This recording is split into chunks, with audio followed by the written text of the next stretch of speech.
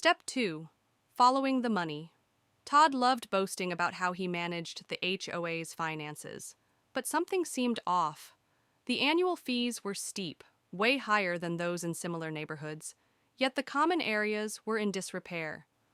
The pool stayed closed for half the summer due to maintenance issues, and the landscaping looked neglected, like it hadn't been touched in months.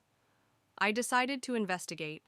As the HOA treasurer, Todd had full access to the financial accounts, but he was notoriously secretive about sharing the details. When I asked for the budget at a meeting, he brushed it off with a laugh, saying, "Don't worry, I've got it under control." I submitted a formal request for the financial records, which, by HOA rules, he had to provide.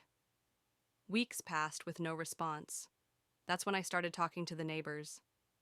It turned out I wasn't the only one feeling suspicious.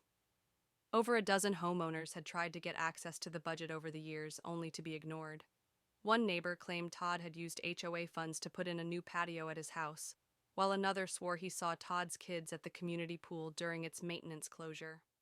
Armed with this information, I filed a formal complaint with the HOA board, forcing Todd to hand over the records.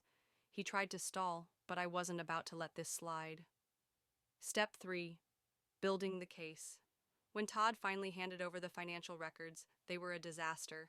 Invoices were missing, payments had been miscategorized, and some of the expenses were downright suspicious. A $15,000 landscaping fee to a company that didn't even exist. Thousands spent on administrative costs, with zero explanation. I cross-checked the HOA's bank statements with public records and found the smoking gun. Todd was redirecting funds to his own accounts. But it got worse. I uncovered that Todd had been inflating contractor fees, pocketing the difference, and sharing the profits with a shady contractor who took care of most of the HOA's maintenance. I put everything together into a comprehensive report: spreadsheets, photos, and notarized statements from neighbors who had witnessed Todd's shady dealings firsthand.